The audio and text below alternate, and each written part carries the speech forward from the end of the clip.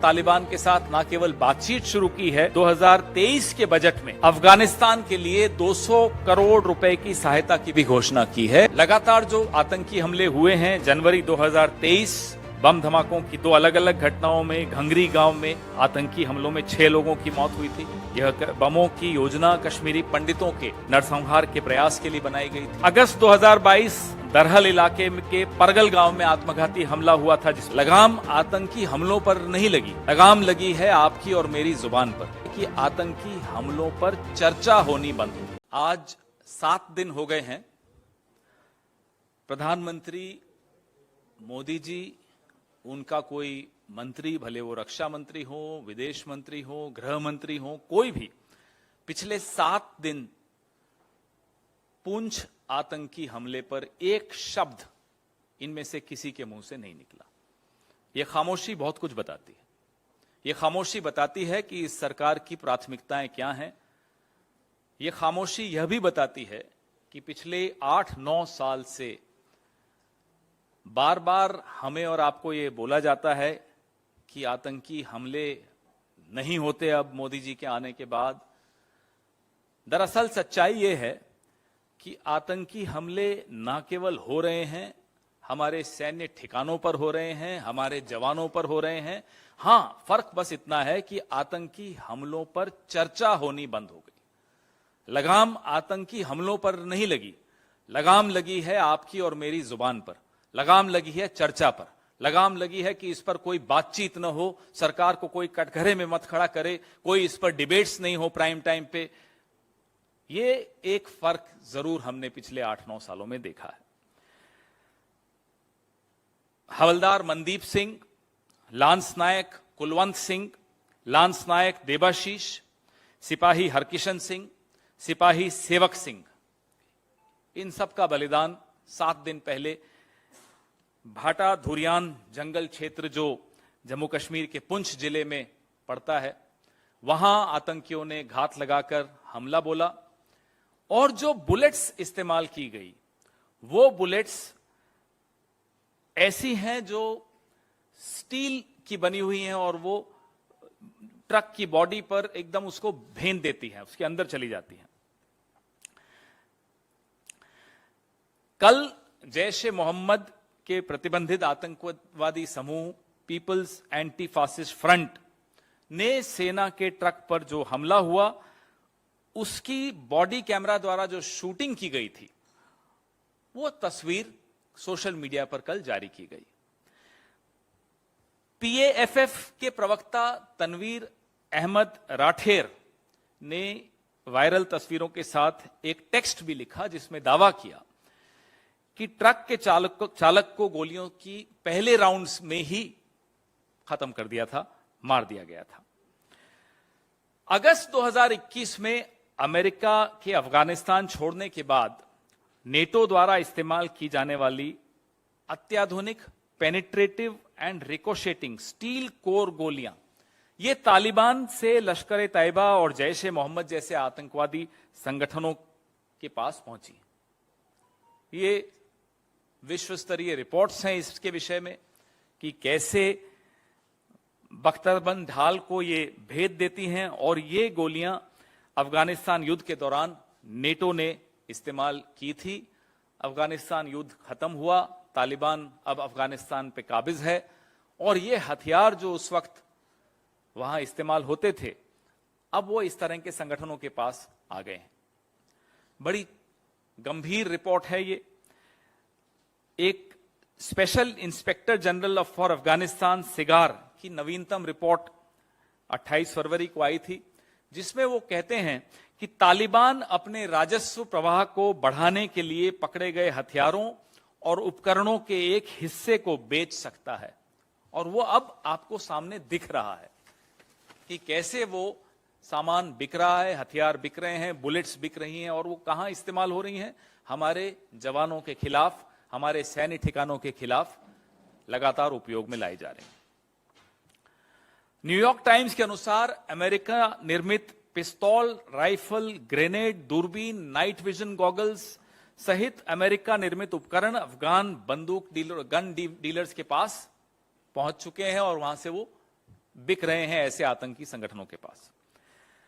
अब इसमें हमें इस बात का बड़ा ध्यान रखना है कि जो हमारी पिछली विदेश नीतियां थी, उसमें जो रुख था तालिबान के प्रति, वो रुख मोदी सरकार ने बदला है और तालिबान के साथ न केवल बातचीत शुरू की है, 2023 के बजट में अफगानिस्तान के लिए 200 करोड़ रुपए की सहायता की भी घोषणा की है। दिसंबर 2022 में काबुल में भारतीय तकनीकी टीम के सदस्यों ने तालिबान के मंत्रियों के साथ चर्चा भी की और भारत के जो प्रोजेक्ट्स हैं वहां, उनको वापस से कैसे रिवाइव किया जाए, उनको फिर से नवीनीकरण कैसे किया जाए, उसका आह्वान भी किया। और न्यू काबुल टाउन में निवेश को भी आमंत्रित किया जा रहा है। वीजा मुद्दे और छात्रवृत्ति को भी इन्होंने उस बैठक में उठाया था भारत सरकार ने। तो लगातार जो आतंकी हमले हुए हैं, जनवरी 2023 बम धमाकों की 2 अलग अलग घटनाओं में घंगरी गांव में आतंकी हमलों में 6 लोगों की मौत हुई थी। यह बमों की योजना कश्मीरी पंडितों के नरसंहार के प्रयास के लिए बनाई गई थी। अगस्त 2022 दरहल इलाके के परगल गांव में आत्मघाती हमला हुआ था, जिसमें 4 जवान तो शहीद हुए थे और 2 अन्य घायल हुए। इसमें भी यही कवच भेदी गोलियों का उपयोग किया गया था। अक्टूबर 2021 में 3 सप्ताह से अधिक समय तक जारी एक तलाशी अभियान के दौरान वन क्षेत्र में 4 दिनों के भीतर आतंकियों के साथ 2 बड़ी मुठभेड़ों में 9 सैनिक शहीद हुए थे। अगस्त 2021 में राजौरी में एक घर पर ग्रेनेड हमला हुआ, एक नाबालिग लड़के की मौत हुई और अन्य कई घायल हुए। तो लगातार हम आपको बताते रहे हैं कि कैसे आतंकी हमले बढ़ते चले जा रहे हैं, सैन्य ठिकानों पर बढ़ रहे हैं, आम नागरिकों पर बढ़ रहे हैं, और जम्मू कश्मीर में जो स्थिति है वो आपके सामने रोज हम हर दूसरे दिन साझा करते ही हैं। पुंछ आतंकी हमले पर मोदी सरकार चुप क्यों है? एक तरफ तो सरकार चुप है, दूसरी तरफ कपड़े बदल बदल कर, भेष बदल बदल कर, फूहड़ मजाक करते हुए प्रधानमंत्री सुनाई देते हैं। एक तथाकथित चैनल में एक तथाकथित पत्रकार के वहां एक तथाकथित प्रधानमंत्री जिस तरह की टिप्पणियां करते हैं, देखकर लगता नहीं है कि वो नेता है। सीआरपीएफ कैंप, आर्मी कैंप, वायुसेना स्टेशन, सैन्य स्टेशन पे लगातार पुलवामा, पंपोर, उरी, पठानकोट, गुरदासपुर, अमरनाथ यात्रा, सुंजवान सेना शिविर, सैकड़ों जानें हम लोगों ने गंवाई हैं पिछले 8 साल में, और प्रधानमंत्री चुप हैं। कोई इन 5 जवानों की अंत्येष्टि पर आपको मंत्री नहीं दिखा। क्यों? क्योंकि देश में चुनाव, बड़े स्तर पे लोकसभा चुनाव नहीं है, इसलिए।